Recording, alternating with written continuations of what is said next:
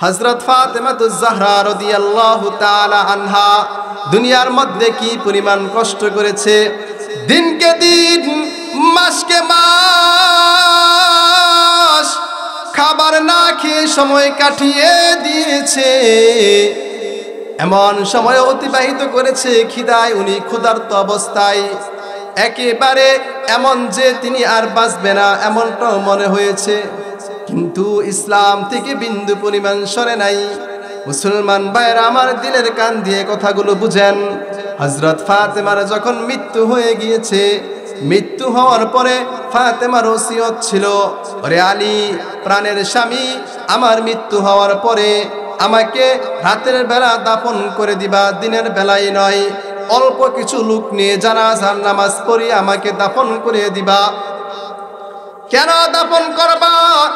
দিনের বেলায় যদি আমাকে দাফন করা হয়, মানুষের সংখ্যা একটু বেশি হবে, মানুষগুলো আমাকে দেখবে, দেখার পরে বলবে রসুলের মেয়ের লম্বা এতটুকুন ছিল, রসুলের মেয়ের স্বাস্থ্য বডি এমন ছিল।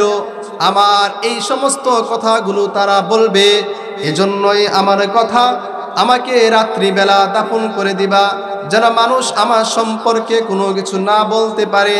পর্দার কি পরিমাণ গুরুত্ব তাদের মধ্যে ছিল, মুসলমান খুব গভীর মনোযোগ দিয়ে শুনেন। সেই ফাতেমা রাদিয়াল্লাহু তাআলা আনহা, যিনি হাসান আর হুসাইন সাইয়্যিদা শাবাবি আহলিল জান্নাহ, যুবকদের সরদার জান্নাতের মধ্যে যারা হবে, হাসান আর হুসাইন তার মা ছিলেন, যাকে সৃষ্টি না করলে পৃথিবীর কোনো কিছু সৃষ্টি করা হতো না, যার উসিলায় গোটা পৃথিবী জনাবে মুহাম্মদুর রাসূলুল্লাহ সাল্লাল্লাহু আলাইহি ওয়াসাল্লাম। শুধু তাই না, আসাদুল্লাহ যাকে বলা হয় আল্লাহর সিংহ হযরত আলী, তার স্ত্রী ছিলেন। এমন ব্যক্তিকে যখন কবরের মধ্যে নামানো হয়, কবরে নামার পূর্বে হযরত আবু যর গিফারি বৃদ্ধ সাহাবী কবরের মধ্যে নামলেন।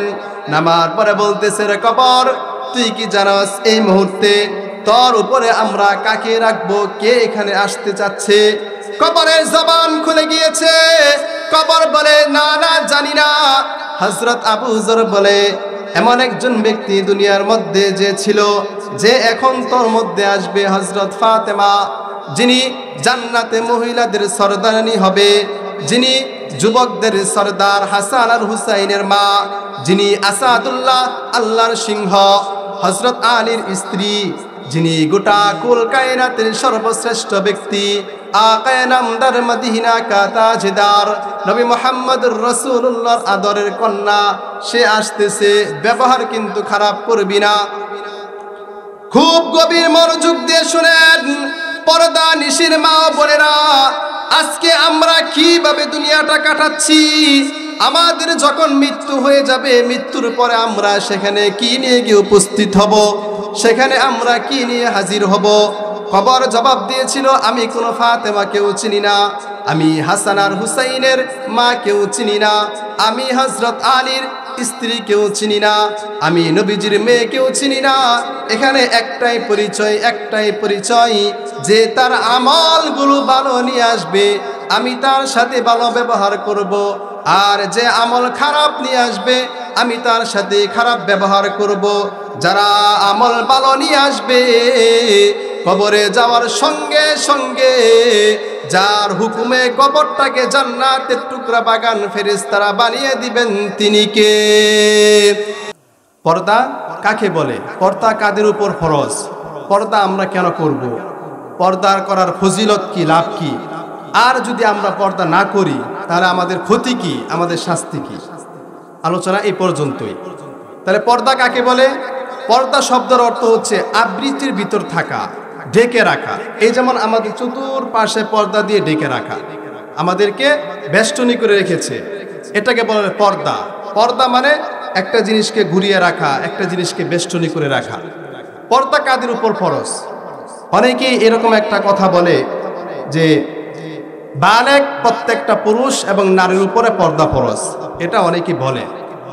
পর্দার মাসআলাটা শাহ আশরাফ আলী থানভী আলাইহির রহমাহ ইতিহাসের পাতায় যার নামটা স্বর্ণ অক্ষরে লেখা, শাহ আশরাফ আলী থানভী আলাইহির রহমাহ ইতিহাসের পাতায় যার নামটা স্বর্ণ অক্ষরে লেখা আছে, লেখা থাকবে, এমন একজন বুজুর্গ ছিলেন যিনি হার লাইনে মাহের, যাকে বলা হয় হাকিমুল উম্মত মুজাদ্দিদুল মিল্লাত শাহ আশরাফ আলী থানভী। শাহ আশরাফ আলী থানভী আলাইহির রহমাকে যখন প্রশ্ন করা হলো পর্দা কাদের উপর ফরজ, পর্দা কারা করবে, আশরাফ আলী থানভী আলাইহির রহমা বলেন, পর্দা ওই সমস্ত ব্যক্তিদের উপর ফরজ, ওই সমস্ত মেয়েদের উপরে ফরজ যেই সমস্ত মেয়েদেরকে দেখলে একজন পুরুষের ভিতরে খাহেসাত আসতে পারে, কুমন্ত্রণা আসতে পারে, খারাপ চিন্তা আসতে পারে। এটার জন্য বালেগ হওয়া শর্ত নয়, এটার জন্য একজন ব্যক্তির প্রাপ্তবয়স্ক হওয়া শর্ত নয়। দেখবেন অনেক সময় একটা মেয়ের বয়স কম থাকে কিন্তু বডি শোটা এমন হয় যে মনে হয় তার বয়স 16-17 বার করেছে। স্বাস্থ্যগত হওয়ার কারণে এমন বয়স হয়। আশরাফ আলী থানভী আলাইহির রহমা বলেন, এই সমস্ত ব্যক্তিরা যাদেরকে দেখলে একজন পুরুষের মনের মধ্যে কুমন্ত্রণা আসতে পারে, এই সমস্ত প্রতিটা ব্যক্তির উপর পর্দা করা ফরজ। পর্দা করলে কি লাভ? আমরা কেন পর্দা করব? পর্দা করলে আমাদের কি উপকার হবে? একজন বেপরদা নারী আর একজন পর্দাশীল নারী, দুজনের মধ্যে বিশাল লম্বা পার্থক্য। বাজারের মধ্যে আপনারা যান, তারাইল বাজার, তারাইলে যাওয়ার পরে দেখবেন কলা বিক্রি করে। কলা, এই কলা বিক্রি করার সময় একজন মানুষ যদি সুন্দর একটা কলা থাকে, কলাগুলো যদি সুন্দর দেখতে দেখা যায়, মানুষগুলো কলা কিনবে। 20 টাকা হালি হোক, 30 টাকা হালি হোক, দাম দিয়ে কলাগুলো কিনবে। কিন্তু যদি কলাগুলো যদি ছিলে ছিলে রাস্তার পাশে বসে থাকে, বলেন তো মুসলমান, আপনাকে যদি কলাগুলো ফ্রি দিয়ে দেয়, আপনি কলাগুলো আনবেন কিনা? যদি আপনি বুদ্ধিমান হন, এই কলাগুলো কখনো আপনি আনবেন না, কারণ কলাগুলো হলো সুলা, কলাগুলোর উপরে কোনো জিনিস নাই, যার কারণে কলাগুলোর উপরে ময়লা পড়েছে। ঠিক তদ্রূপভাবে একজন পর্দাশীল নারী, তার উপরে কোনো পর পুরুষের দৃষ্টি নাই, তার উপরে কোনো বেগানা পুরুষের দৃষ্টি পড়ে নাই, তার উপরে দুনিয়ার সমস্ত ফিতনা থেকে সে নিজেকে আবৃত করে রেখেছে। নিজেকে আবৃত করে রাখার কারণে দুনিয়া এবং আখিরাতে তার সম্মান যিনি বৃদ্ধি করে দিয়েছেন তিনি কে? মুসলমান ভাইরা আমার, খুব গভীর মনোযোগ দিয়ে শুনেন। আর যারা আছে বেপরদায় চলে, মানুষের দৃষ্টি তার উপরে পড়তে পড়তে তার শরীরটা একেবারে নাপাক হয়ে গিয়েছে, যাকে বলা হয় দায়ুস, সে একবারে দায়ুস হয়ে গিয়েছে। হাদিসের মধ্যে পাওয়া যায়, দায়ুস ব্যক্তির জন্য জাহান্নাম অবধারিত যিনি করেছেন তিনি কে? মুসলমান ভাইরা আমার, খুব গভীর মনোযোগ দিয়ে শুনেন। এবার পর্দার বিষয়টা, তাহলে দুনিয়ার মধ্যে একজন পর্দাশীল নারী আর বেপর্দাশীল নারী, পর্দাশীল নারীকে দেখবেন প্রত্যেকটা মানুষই সম্মান করে, প্রত্যেকটা মানুষই তার প্রতি আকৃষ্ট থাকে। কিন্তু যে বেপর্দা নারী, তার প্রতি কোনো আকৃষ্ট, কোনো ধাবিত, তার প্রতি মানুষের কোনো চাহিদা থাকে না, কারণ সে ফ্রি সার্ভিস, সবাই তাকে দেখতে পারে, ঠিক কিনা? বুঝে থাকলে এবার বলেন, পর্দা আমাদের করা দরকার আছে কিনা? আরো জোরে আছে কিনা? তাহলে পর্দা আমাদের করতে হবে। এবার বলবেন, হুজুর পর্দা তো শুধুমাত্র মহিলারাই করবে। না না না, পর্দা শুধুমাত্র মহিলারা করবে এমনটা কখনো না। অনেকেই বলে, হুজুর পর্দা তো মহিলারা করবে, মহিলাদের জন্য পর্দা ওয়াজিব, মহিলাদের জন্য পর্দা ফরজ। মুসলমান ভাইরা আমার, খুব গভীর মনোযোগ দিয়ে শুনেন। পর্দাগুলো শুধুমাত্র মহিলাদের জন্য নয়, বরঞ্চ কোরআনের মধ্যে সর্বপ্রথম আল্লাহ রাব্বুল আলামিন পুরুষদেরকে পর্দা করতে বলেছেন। সূরাতুন নূর আয়াত নাম্বার 30, আল্লাহ রাব্বুল আলামিন বলেন, কুল্লিল মুমিনিনা ইয়াগুদ্দু মিন আবসারিহিম ওয়া ইয়াহফাযু ফুরুজাহুম যালিকা আযকা লাহুম ইন্নাল্লাহা খাবীরুম বিমা ইয়াসনাউন। মুসলমান ভাইরা আমার, আল্লাহ রাব্বুল আলামিন বলেন, ওগো নবীজি, দুনিয়ার প্রত্যেকটা মানুষদেরকে আপনি জানিয়ে দিন, প্রত্যেকটা পুরুষদেরকে জানিয়ে দিন, তারা যেন তাদের দৃষ্টিকে হেফাজত করে, তারা যেন তাদের দৃষ্টিকে নত রাখে এবং লজ্জাস্থানকে হেফাজত করে। খুব গভীর মনোযোগ দিয়ে শুনেন, আল্লাহ রাব্বুল আলামিন প্রথম কিন্তু পুরুষদেরকে পর্দা করতে বলেছেন। রাস্তা দিয়ে একটা বেগানা নারী হেঁটে গেলেই আপনি তাকাইতে পারবেন না। রাস্তা দিয়ে কোনো বেগানা নারী যদি আপনাকে খারাপ অফার দেয়, আপনি সেটা গ্রহণ করতে পারবেন না। যদি আপনি নিজের লজ্জাস্থান এবং নিজের সেই দৃষ্টিকে হেফাজত করতে পারেন, মৃত্যুর সঙ্গে সঙ্গে যিনি আমাদেরকে জান্নাত দান করবেন তিনি কে?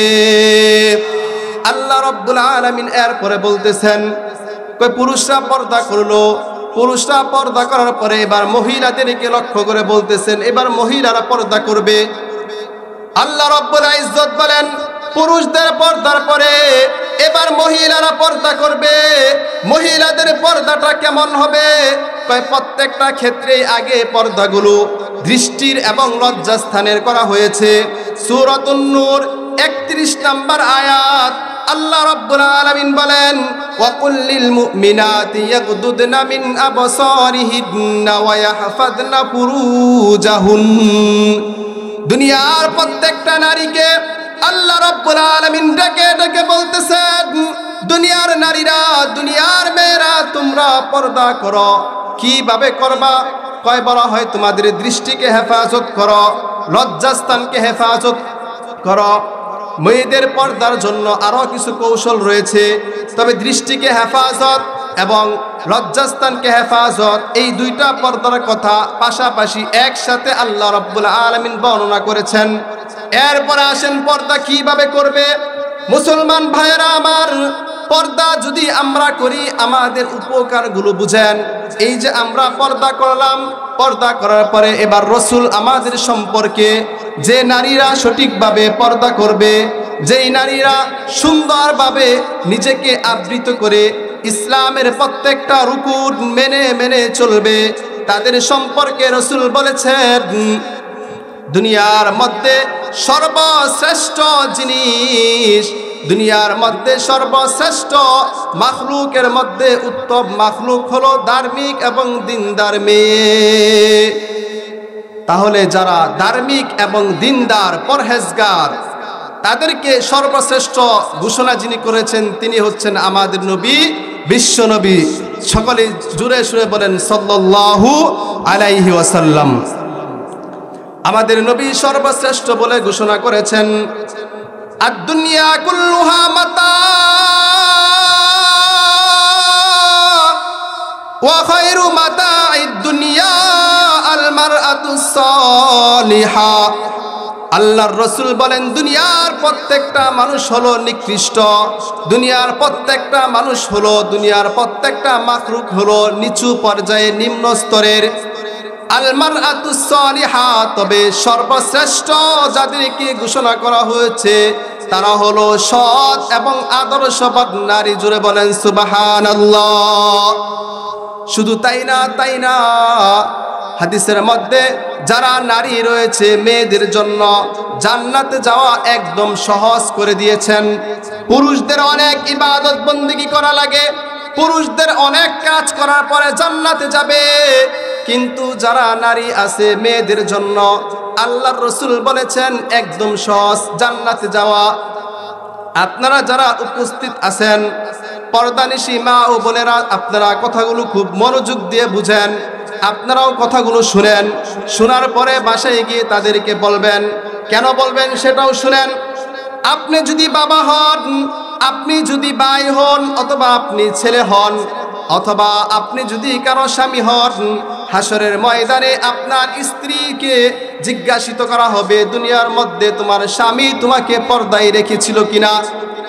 হাসরের ময়দানে প্রত্যেকটা মানুষকে জিজ্ঞাসিত করা হবে, কুল্লুকুম রাঈন ওয়া কুল্লুকুম মাসউলুন আন রাআয়াতিহি। প্রত্যেকটা ব্যক্তির অধীনস্থ সম্পর্কে সেদিন জিজ্ঞাসিত করা হবে, জিজ্ঞেস করবে। মুসলমান ভাইরা আমার, পর্দার নিশির মা ও বোনেরা, দুনিয়ার মধ্যে আমি দেখি মেয়েরা নাকি বাবার সর্বশ্রেষ্ঠ সম্পদ হয়, বাবার জন্য নাকি মেয়েরা সবচেয়ে বেশি কান্না করে, বাবার প্রতি নাকি মেয়েরা সবচেয়ে বেশি প্রেম ভালোবাসা থাকে। অথচ হাদিসের মধ্যে স্পষ্ট পাওয়া যায় অধিকাংশ বাবারা হাসরের ময়দানে জাহান্নামে যাবে তার মেয়ের জন্য। অবাক লাগলো কিভাবে?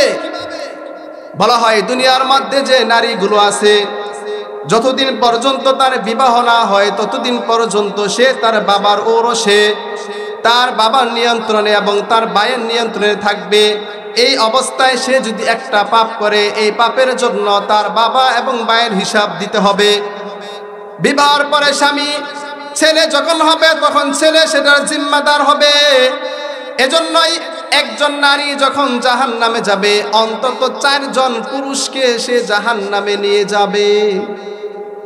এজন্য আপনারা কথাগুলো মনোযোগ দিয়ে বুঝবেন, বাসায় গিয়ে তাদেরকে বুঝাইবেন। হুজুর ওয়াজ করে গেছে, ঢাকা থেকে আসছিল, এই তোমরা শোনো, কথাগুলো মানবা, রাজি আছেন ইনশাআল্লাহ।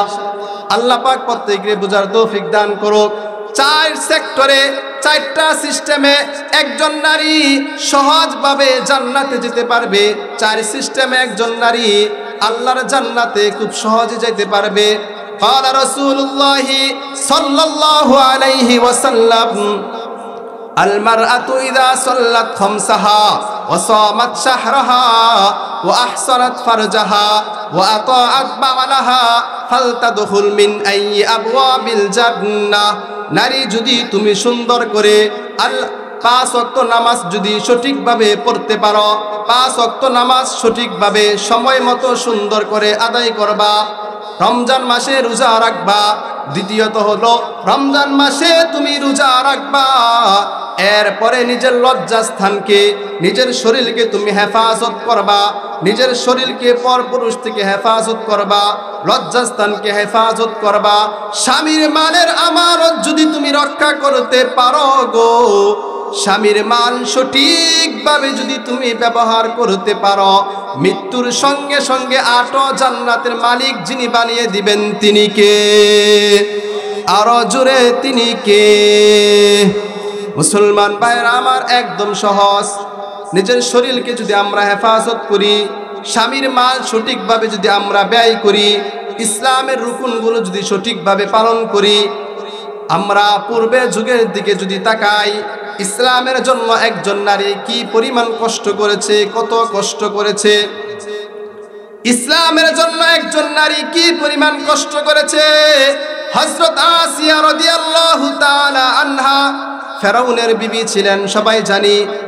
ইসলাম ধর্ম গ্রহণ করার কারণে এমন কোনো অত্যাচার নির্যাতন তাকে বাদ দেয় নাই যে করা হয় নাই।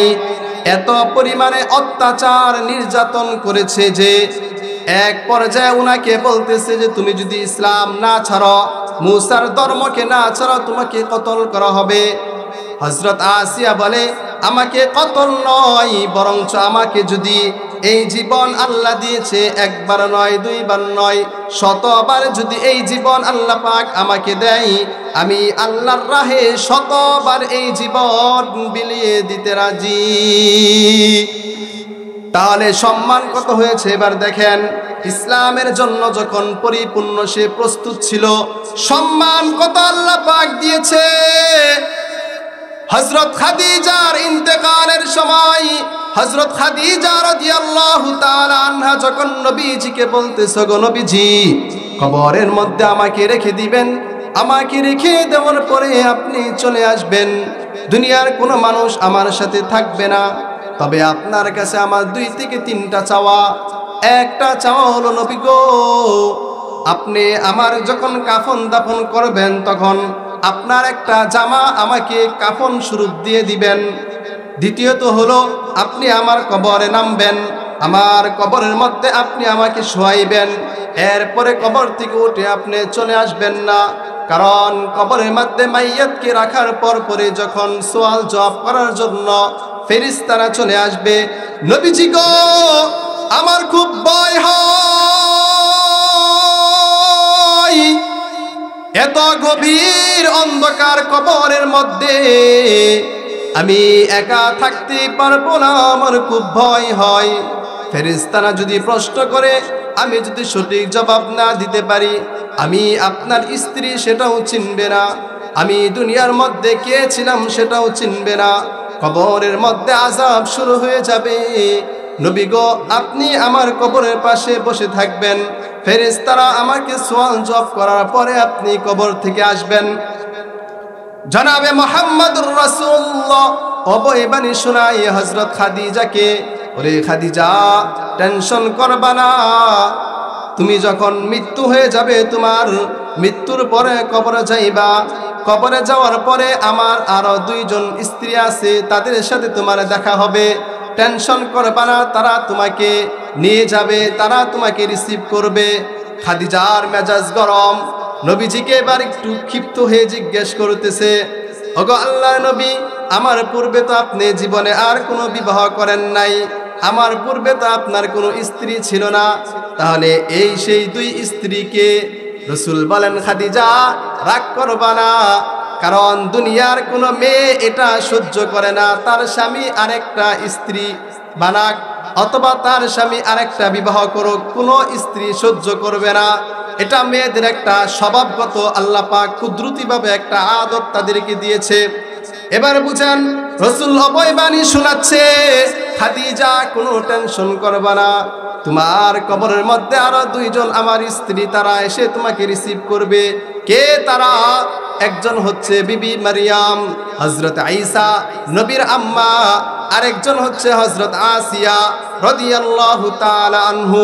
খাদিজা, এই 2 জন ব্যক্তি আমার পূর্বে তারা দুনিয়ার মধ্যে আগমন করেছে, কিন্তু তারা ইসলামের জন্য এত পরিমাণ আকৃষ্ট ছিল। হযরত আসিয়া ফেরাউনের এত নির্যাতন ভোগ করেছে, কিন্তু ইসলাম ছাড়ে নাই। বিবি মারিয়াম দুনিয়ার মধ্যে কোনো বিবাহ হয় নাই, বিবাহ ছাড়া আল্লাহ পাক সন্তান তাকে দিয়েছেন।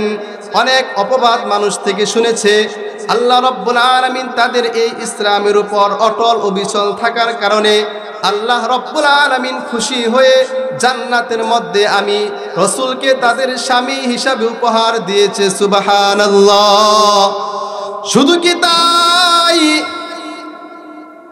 হযরত সুমাইয়া রাদিয়াল্লাহু তাআলা আনহা, পারসী মাদ্রাসা, অনেক উলামায়ে কেরাম উপস্থিত, জিজ্ঞেস করলে দেখতে পারবেন তারা বলবে, ইতিহাসের পাতার মধ্যে যার নামটা স্বর্ণ করে লেখা রয়েছে, হযরত সুমাইয়া, যিনি ইসলামের জন্য মহিলাদের মধ্যে সর্বপ্রথম শাহাদাত বরণ করেছেন। কিভাবে শাহাদাত বরণ করেছেন? আমরা যখন হেকায়েতে সাহাবার মধ্যে ঘটনাগুলো পড়ি, চোখ দিয়ে টলমল করে পানি পড়তে থাকে। আহ, কি পরিমাণ নির্যাতন অত্যাচার তাদেরকে করা হয়েছে। হযরত সুমাইয়াকে কি পরিমাণ নির্যাতন করেছে, এত পরিমাণ নির্যাতন, এত পরিমাণ নির্যাতন। সুমাইয়াকে আবু জাহাল এত পরিমাণ কষ্ট দিয়েছে। এবার শুলির মধ্যে যখন ওনাকে নেওয়া হয়েছে, ওনাকে তীর নিক্ষেপ করতেছে, তীর নিক্ষেপ করতেছে, তীর নিক্ষেপ করতে করতে এক পর্যায়ে তার লজ্জাস্থানের মধ্যেও তীর নিক্ষেপ করতেছে। সুমাইয়া খুশিতে আত্মহারা, হাসতেছে আর হাসতেছে। আবু জাহাল ডাক দিয়ে বলে, কিরে সুমাইয়া, পাগল হয়ে গেছো নি? হযরত সুমাইয়া বলে, আবু জাহাল, তুই কি করে বুঝবি, কি করে দেখবি আমি কেন হাসি? কারণ আমি শাহাদাত পালন করতেছি, তুই দুনিয়ার মধ্যে আমাকে কষ্ট দিতেছস, আর আল্লাহ রাব্বুল আলামিনের জান্নাত আমার সামনে ফেরেশতারা ধরে রেখেছে। জান্নাতের হুর ও গিলমান গুলো আমাকে আহলান সাহলান মারহাবা জানাচ্ছে, এজন্যই আমি হাসতেছি। হযরত সুমাইয়া রাদিয়াল্লাহু তাআলা আনহা ইসলামের জন্য হাসতে হাসতে নিজের জীবনটা বিলিয়ে দিয়েছে। সুবহানাল্লাহ। রাসূলের মেয়ে ছিল, রাসূলের কলিজার টুকরা। জান্নাতের মধ্যে প্রত্যেকটা নারীর যিনি সরদারনি হবে, হযরত ফাতেমাতুজ জাহরা রাদিয়াল্লাহু তাআলা আনহা দুনিয়ার মধ্যে কি পরিমাণ কষ্ট করেছে। দিনকে দিন, মাসকে মাস খাবার না খেয়ে সময় কাটিয়ে দিয়েছে, এমন সময় অতিবাহিত করেছে খিদায় উনি ক্ষুধার্ত অবস্থায়, একেবারে এমন যে তিনি আর বাঁচবে না এমনটাও মনে হয়েছে, কিন্তু ইসলাম থেকে বিন্দু পরিমাণ সরে নাই। মুসলমান ভাইরা আমার, দিলের কান দিয়ে কথাগুলো বুঝেন। হযরত ফাতেমার যখন মৃত্যু হয়ে গিয়েছে, মৃত্যু হওয়ার পরে ফাতেমার ওসিয়ত ছিল, ওরে আলী প্রাণের স্বামী, আমার মৃত্যু হওয়ার পরে আমাকে রাতের বেলা দাফন করে দিবা, দিনের বেলায় নয়। অল্প কিছু লোক নিয়ে জানাজার নামাজ পড়িয়ে আমাকে দাফন করে দিবা। কেন দাফন করবা?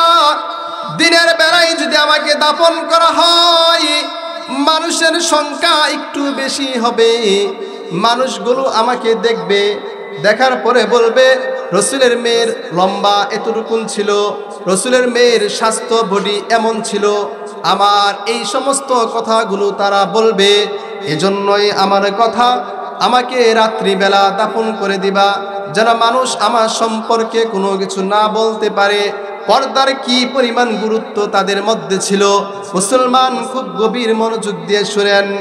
সেই ফাতেমা রাদিয়াল্লাহু তাআলা আনহা, যিনি হাসান আর হুসাইন সাইয়্যিদা শাবাবি আহলিল জান্নাহ, যুবকদের সরদার জান্নাতের মধ্যে যারা হবে, হাসান আর হুসাইন তার মা ছিলেন, যাকে সৃষ্টি না করলে পৃথিবীর কোনো কিছু সৃষ্টি করা হতো না, যার উসিলায় গোটা পৃথিবী জনাবে মুহাম্মদুর রাসূলুল্লাহ সাল্লাল্লাহু আলাইহি ওয়াসাল্লাম। শুধু তাই না, আসাদুল্লাহ যাকে বলা হয় আল্লাহর সিংহ হযরত আলী, তার স্ত্রী ছিলেন।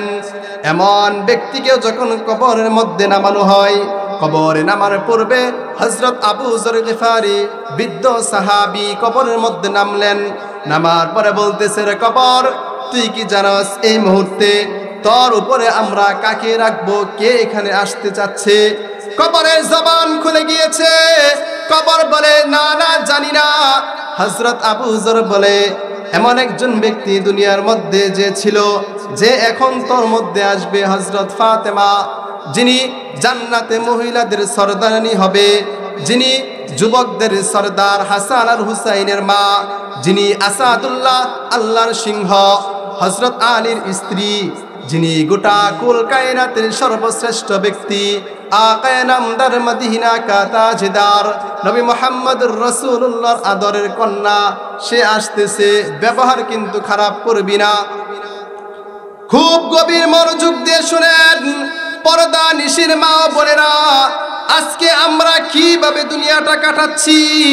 আমাদের যখন মৃত্যু হয়ে যাবে, মৃত্যুর পরে আমরা সেখানে কি নিয়ে গিয়ে উপস্থিত হব, সেখানে আমরা কি নিয়ে হাজির হব? কবর জবাব দিয়েছিল, আমি কোনো ফাতেমাকেও চিনি না, আমি হাসান আর হুসাইনের মা কেউ চিনি না, আমি হযরত আলীর স্ত্রী কেউ চিনি না, আমি নবীজির মেয়ে কেউ চিনি না। এখানে একটাই পরিচয়, একটাই পরিচয়, যে তার আমলগুলো ভালো নিয়ে আসবে, আমি তার সাথে ভালো ব্যবহার করব, আর যে আমল খারাপ নিয়ে আসবে, আমি তার সাথে খারাপ ব্যবহার করব। যারা আমল ভালো নিয়ে আসবে, কবরে যাওয়ার সঙ্গে সঙ্গে যার হুকুমে কবরটাকে জান্নাতের টুকরা বাগান ফেরেশতারা বানিয়ে দিবেন, তিনি কে? আরো জোরে আওয়াজ দিয়ে বলেন, তিনি কে? তাহলে আমরা পর্দা করব কিনা? ইনশাআল্লাহ রাজি আসিনি? বাসায় গিয়ে মা বোনদেরকে বলবো কিনা? বলবো তো ইনশাআল্লাহ। দেখেন, পর্দা করলে একজন সন্তান দুনিয়ার মধ্যে আগমন করে। খুব গভীরভাবে কথাগুলো বুঝেন। আমরা অনেকে আমার কাছে অভিযোগ করে, হুজুর, সন্তান আমার কথা শুনে না, সন্তান আমার বাধ্য না, সন্তান মা বাবার অবাধ্য হয়। আমি বলি, মা বাবা কেমন? বলে, মা বাবা সারাদিন টিভির মধ্যে সিরিয়াল দেখে। মা বাবা কেমন? বলে, মাই তো সারাদিন পর পুরুষের সাথে ঘোরাফেরা করে। আমি বলি, এই সমস্ত মায়েদের সন্তান কখনো সৎ আদর্শবান হতে পারে না। সৎ আদর্শবান সন্তান যদি চাও, আগে মায়ের ভালো হতে হবে। জোরে বলেন ঠিক কিনা? আপনার কি মনে হয়, বড়ই গাছে কি কখনো আম ধরে? ধরবে? জীবনে সম্ভব না, না, না।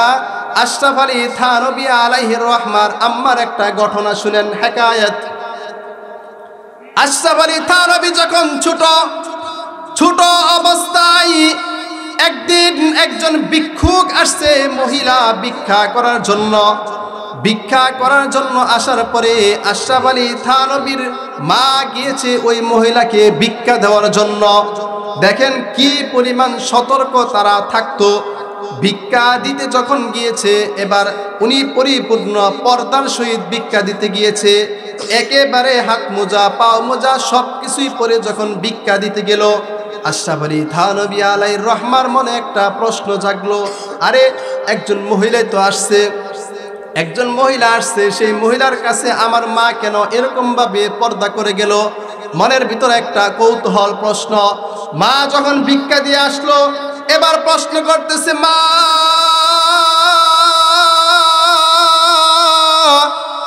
মহিলাই তো ভিক্ষা করতে আসছিল, কিন্তু তুমি কেন পর্দা করে ভিক্ষা দিতে গেলা? আশরাফ আলী থানভীর মা বলে, বাবা যেই মহিলাটা ভিক্ষা করতে আসছে, এই মহিলাটাকে আমি খুব ভালো করে চিনি। সে ভিক্ষা করে। কিভাবে ভিক্ষা করে? বলে শহরের অলি গলিতে ঘুরে ঘুরে ভিক্ষা করে। সে কিন্তু পর্দাও করে না, যার কারণে শত শত বেগানা পুরুষের দৃষ্টি তার উপরে পড়ে। সে একজন দায়ুস, আর আমি চাই না এই দায়ুসের দৃষ্টিটাও আমার উপরে পড়ুক। এতটুকুন সতর্ক থাকার কারণে তার সন্তান থেকেই জন্ম নিয়েছে আশরাফ আলী থানভী।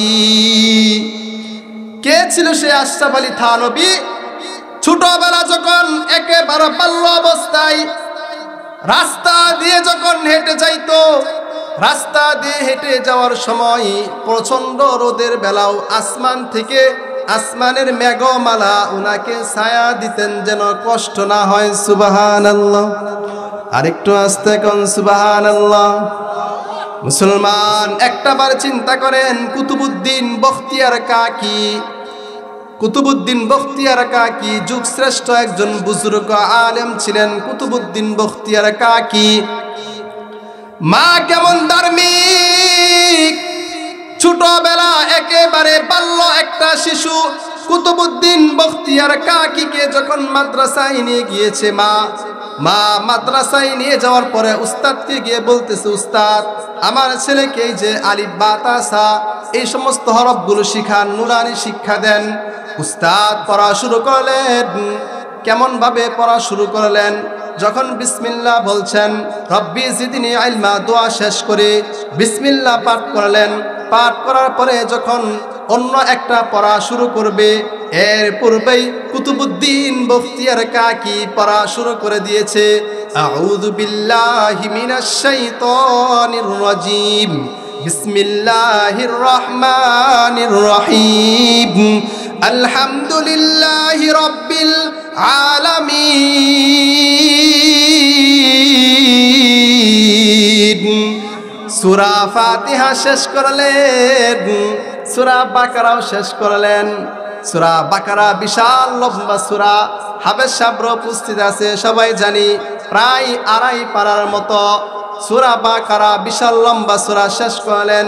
সূরা আলে ইমরান শেষ করলেন।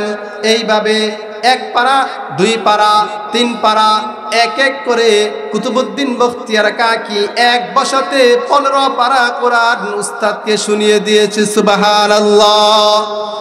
উস্তাদ অবাক হয়ে গিয়েছে, মাকে ডেকে আনো, আমার সাথে কি ঠাট্টা করতেছে নাকি?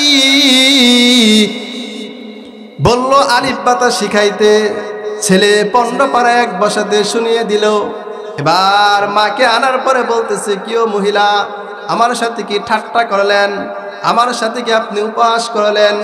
আপনার ছেলে এক বসাতে 15 পারা শুনিয়ে দিল, অথচ আপনি বলছেন আলিফ বা তা সা শিখাইতে। মহিলা বলে, উস্তাদ আল্লাহর কসম আমার প্রতি আপনি রাগ করবেন না, আমি 15 পারা কোরআনের হাফেজা।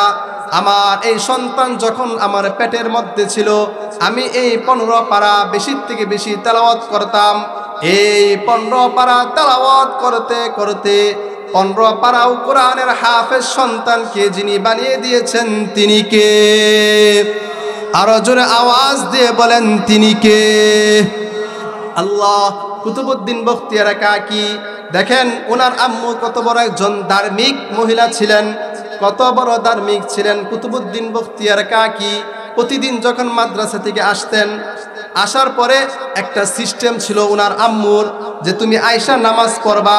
আমরা আমাদের সন্তানদেরকে কি শিক্ষা দিই দেখেন, তারাও কি শিক্ষা দিয়েছে।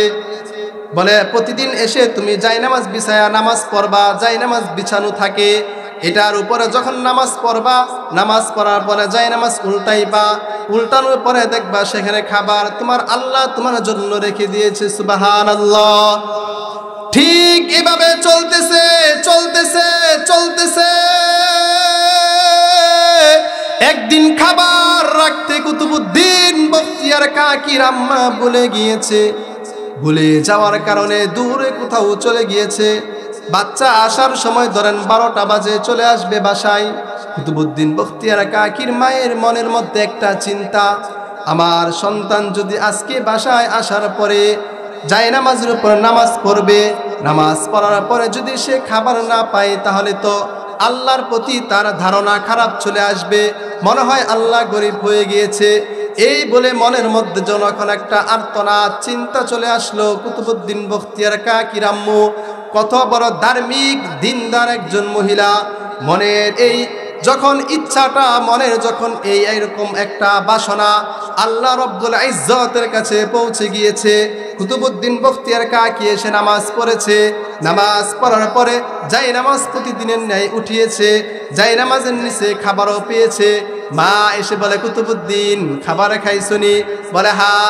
তবে আম্মা একটা কথা বলি তোমাকে। কি কথা? মা, প্রতিদিন আমি যে খাবার খাই, আজকের খাবারটা জানি কেন ওই রকম লাগে নাই। আজকের খাবারটা এত সুন্দর, এত মজা লেগেছে, যে মজাদার খাবার আমি জীবনেও কখনো খাই নাই। এত মজাদার খাবার যিনি রেখে দিয়েছেন তিনি কে? তাহলে একজন মা যদি আদর্শবান, সৎ হয়, দিনদার হয়, মহিলা যদি পর্দানিশী হয়ে যায়, ধার্মিক হয়ে যায়, একজন মহিলার উসিলায় গোটা পরিবার, গোটা গোষ্ঠীকে যারা মাফ করে যিনি সুন্দর একটা আদর্শবান পরিবার বানিয়ে দিবেন, তিনি কে? আরো জোরে আওয়াজ দিয়ে বলেন, তিনি কে?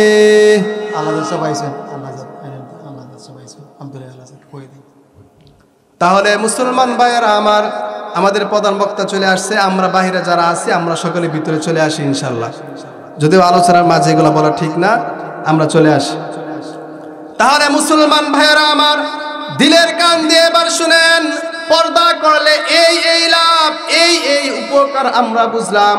আমাদের গর্বের মধ্যেও সৎ এবং ভালো একটা সন্তান হবে। এবার যদি কোনো ব্যক্তি পর্দা না করে, কোনো ব্যক্তি যদি খারাপ কাজ করে মেয়েদের জন্য, রসুলের একটা অবয়বাণী, রসুলের একটা ধমকি শুনেন। রসুল বলেছেন, দুনিয়ার মধ্যে আমি এমন কোনো বস্তু রেখে যাই নাই, দুনিয়ার মধ্যে আমি এমন কোনো জিনিস রেখে যাই নাই পুরুষদের জন্য।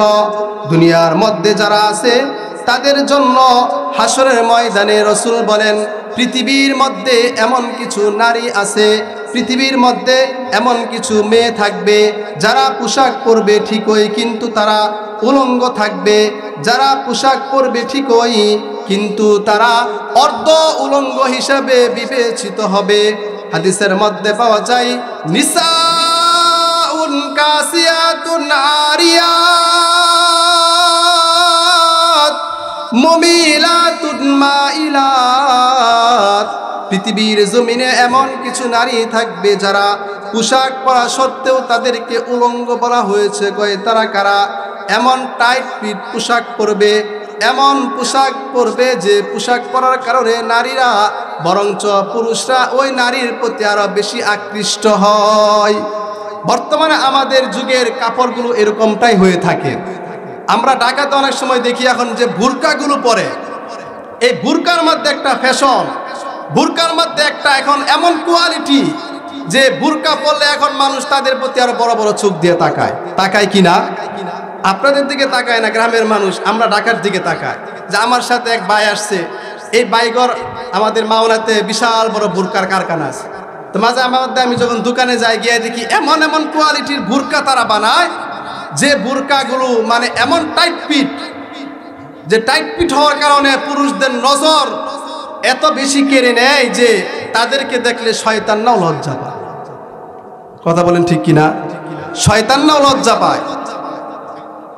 এই জন্যই আমাদের পর্দা করতে হবে এমন ভাবে যে পর্দাগুলো রাসূল আমাদেরকে শিখিয়েছেন। রাজি আছি না ইনশাআল্লাহ?